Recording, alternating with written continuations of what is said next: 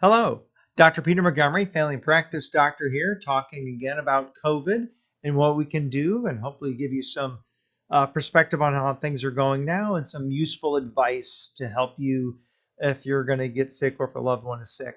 Um, right now, we're at the peak. We're reaching the peak nationally in cases. New York is ahead of the curve. Sadly, they've had the worst case, and I'll show that a little bit. Um, the rest of the country is starting to get close to their peak. And that's the peak cases. The peak dying is a lagging indicator, means about a week later that number hits the peak. Then the numbers go down, and looks like April things are going to start, end of April things are going to start looking more hopeful and positive, and by June things should be back to a new normal. Um, and with hopes towards eradication and finding better cures. And we're getting somewhere along that lines. I'm in St. Louis, and our big facility here, Washington University, has announced they're also doing a study. Many places around the world are doing study, but they announced it today that they are doing a study on hydroxychloroquine with all the caveats. It's not proved. They're trying to find proving it. It's not going to help much during the surge, but in the future, is it realistic? What are the drawbacks? What are the side effects? Can it safely be given with people with different conditions or not? And the doses necessary to help. When's the best time? A lot of studies of experts have said it's not working when people are already in the ICU. They're not seeing dramatic effects, but that's like saying brakes don't work when you apply them 10 yards before a brick wall. Uh, is it better earlier in the case? 100 yards from the brick wall is a better time to apply the brakes. So when's the best time? When's the right dose? What other combinations work best? We need better science before widely using medications like this. But some other advances are coming along, and people are doing better self-care. And sadly, there is some rationing of care, especially when there's peaks, and they're trying to do less of that and trying to prepare ahead of time so there'll be less rationing. So we're learning along this, learning from other countries, and I think we're making some serious headway. I think we're getting somewhere with this. And so I'm going to give you a little update on the data on here and give some advice what to do if you're sick or your friend's sick, and just general health from a family practice doctor. I tell people every day at our respiratory clinic where we're treating people with suspected coronavirus and the other things that are going on. Influenza is still going around, strep is still going around, respiratory syncytial virus, so other respiratory diseases going on, and allergies. Right before here, I was sneezing my head off from the pollen in the trees around here, so I had to clear my nose before I started doing my presentation. So all this is happening at the same time, and separating them from each other is difficult. So be in touch with your doctor, your healthcare providers to help you with these situations. So here's a look at the world today and what that means. Here's the U.S. health weather map, basically a temperature map of people taking their temperatures, brought to you by the company called Kinza. And I'm not taking any money from them. I just think it's a great product and a great mission. They started their company with the idea of tracking disease and thought, well, let's sell thermometers as a way to achieve that. And they've done a very good job. They will predict illness waves about a week before they hit. Here's the U.S. weather map. Um, and for the whole United States, most states started shutting down around St. Patrick's Day when they started shutting down. That's about when the fever hit. But now we're just now here getting to the cases at peak. So they did a good job of predicting that. That's about a 2 week difference, and more than 2 weeks.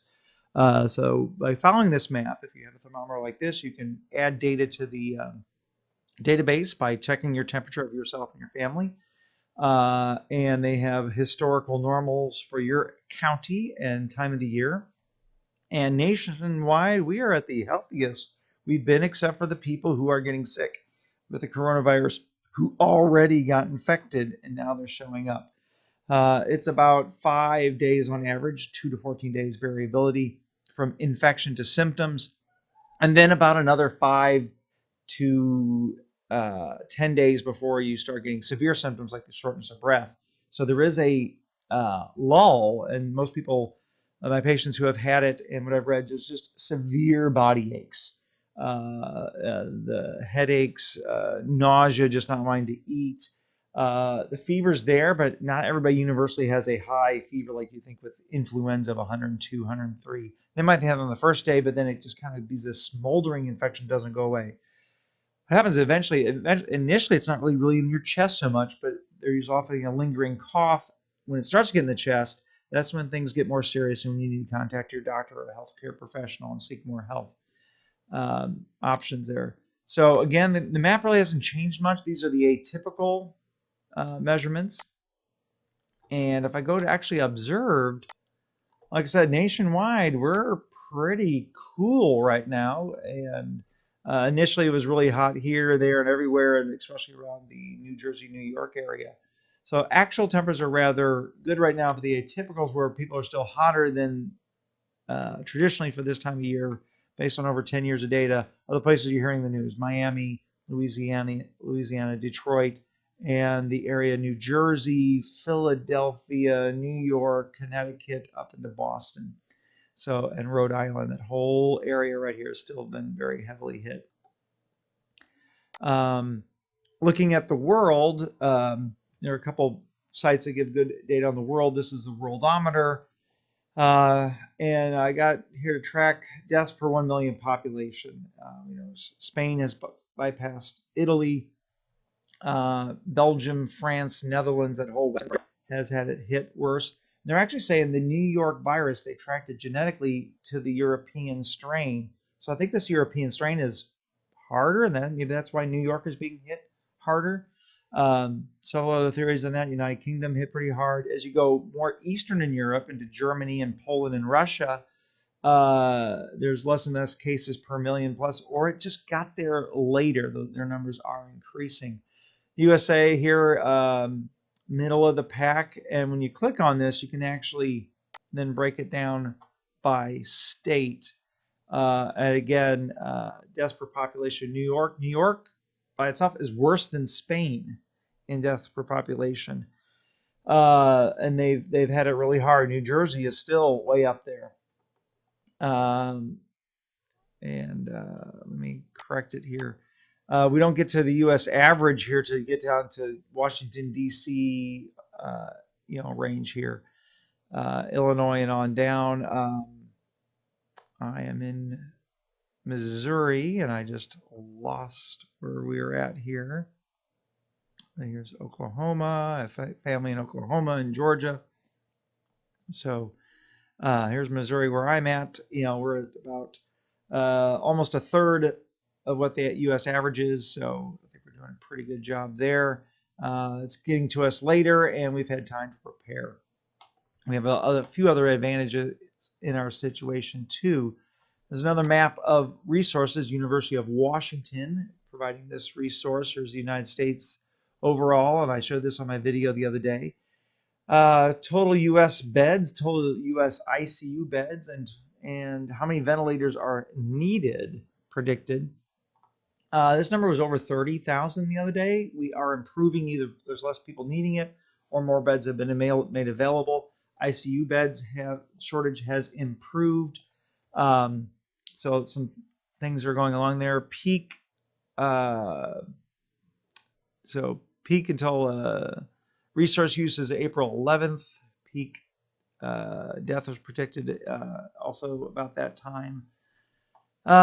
Projected U.S. deaths, we're here right now. Even after we reach peak, sadly, that total keeps adding up. This number is currently at 60,000 here. 2 days ago it was in 80,000. So it shows that we're doing it better than projected, and hopefully this number will continue to go down as we continue to get a handle of it. Maybe it won't be as bad. Again, perspective, your average U.S. influenza death rate for the nation is about 30,000 to, on a bad year, 50,000. So we're doing a good job by bringing this down. And the initial estimates in January were as high as 500,000. So great sacrifice has been done, but has saved literally hundreds of thousands of lives. Now, when you break down the ICU bed shortage, you can break it down by state. And New York, the critical issue is ICU beds and ventilators. They give it ventilators needed, but not a shortage. Here's all the ICU beds they have in the state. So a state of over 19 million, 5,000 ICU beds needed, but here's how many they actually have available. So I did a little math on that. That's a little over 30 ICU beds per million people. A state that is doing better preparation. They locked down things earlier, and they tell you when things lock down. New York didn't finally lock things down until almost a week after California. They did it piecemeal. California did it all at once on the 19th, and the sooner the better, and they're one of the earliest states to do it. Their ICU beds, here's their capacity. They have more than enough capacity. They have more ICU beds available. Yes, a bigger state. It's twice as big, but it has over 3 times as many ICU beds. So they had more preparation. Bragging on my state a little bit. I'm in Missouri, state of just about 6 million, and we have over 500 ICU beds. So almost 100 ICU beds per million people. 3 times about what New York has. So hence we have a lot more capacity range. So New York City got hit by several things. It hit them earlier. They locked down later. They seem to got a strain that's doing a lot of being a lot more lethal strain like they got from Europe most likely. And they didn't have enough ICU beds going in. They got hit on so many levels. And so that's why they're doing worse. So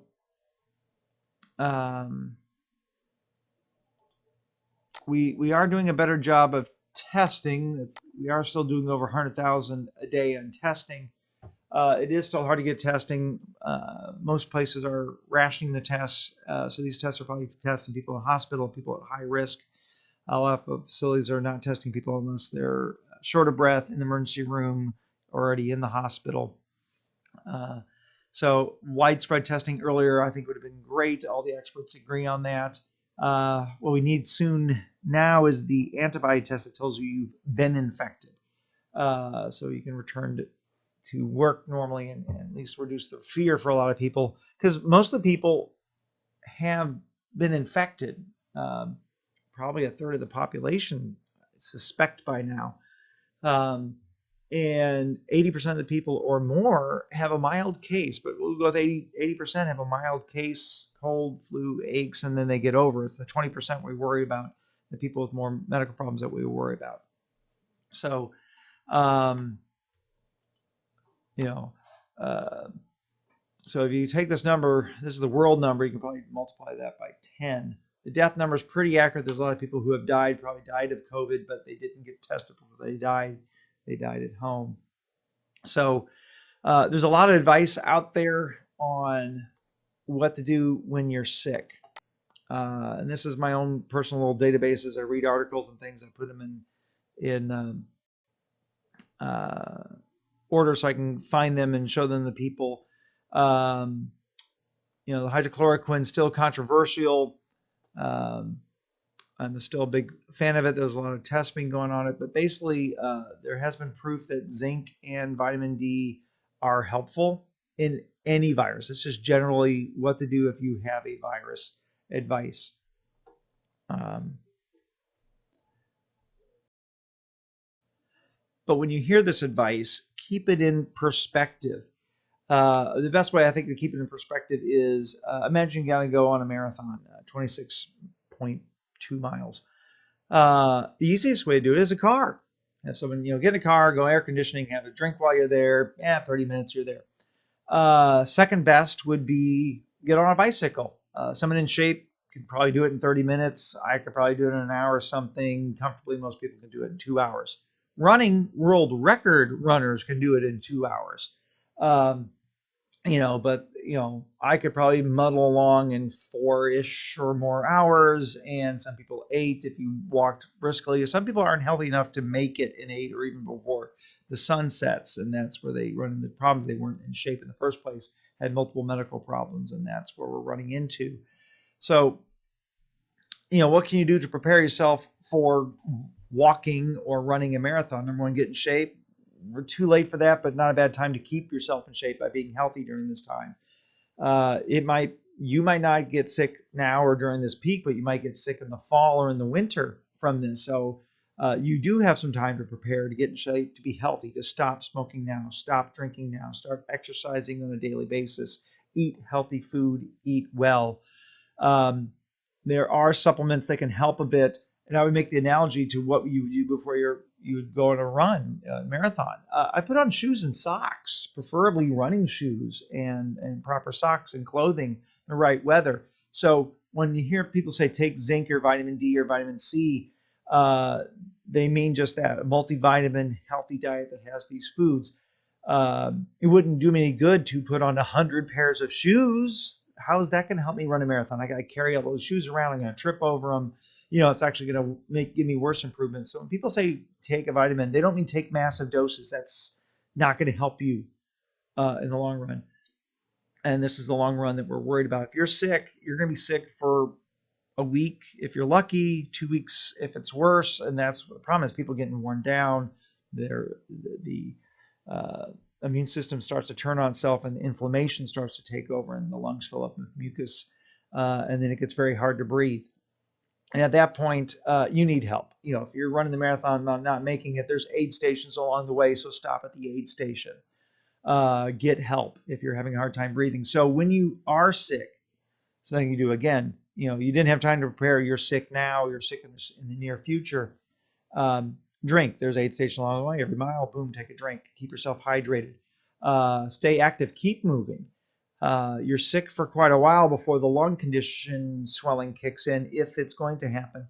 Um, and therefore, I say walk up a flight of stairs at least once or twice a day as a test of how well you can walk up and down a flight of stairs. Because if one day you go up there and you get halfway up and you have to stop halfway up, you're like, wait, this is different. This is not how it was the day before or the day before that. Listen to your body. That's a sign you need to get extra help now. Hesitation to wind up in the hospital was killing people. Some of my friends who work in the ICU and the emergency room are saying people showing up too late. They were afraid of getting the virus at the emergency room. Believe me, they're doing their best to make sure there's not cross contamination. Nothing's perfect, but they're really doing their best at that. If you're sick and having a hard time breathing, you probably around now you probably got it, or you're having heart disease or pneumonia or something else that still needs emergency care. I had a conversation with a patient uh, about having chest pain. I'm like, go to the emergency room. Why might get COVID? You're having chest pain. Keep things in perspective, people. The healthcare system is still going on. Medical problems are still going on. So please uh, keep this in perspective. Uh, Take care of yourself. Take your multivitamin. Get the vitamin Z and zinc. It's in multivitamins. Vitamin C's in your fruit and your vegetables. Citrus has vitamin D, but so does your broccoli. There's lots of other foods that have that can help you get in shape now. Keep yourself active and hydrated when you're sick. Lying around bed, people get blood clots, they get pneumonia. It actually can make things worse if you lie around too much. Get your rest, take a nap. I'm not, being too mean, but nice nurses kill people, as I like to say. Mean nurses are the best kind. They get you moving and they demand that you take your medicine, that you do your therapy, and that's excellent that they do that. So be the most excellent self. Take care of yourself. Be excellent to each other, because we're all in this lockdown, self-quarantining state together. So be the excellent to each other, be good friends, and hang in there. And I'll keep giving updates as I hope I'm giving you positive feedback. If I'm giving you positive feedback, giving you useful information, please subscribe. Please give me some feedback so I'll respond to you, because I've got like 3 people giving me comments, so I probably will talk to you. So hang in there and give me that. Let me know how you're doing and what I can do to talk about to address your issues. So thank you very much, and I'll make another one tomorrow. Thanks.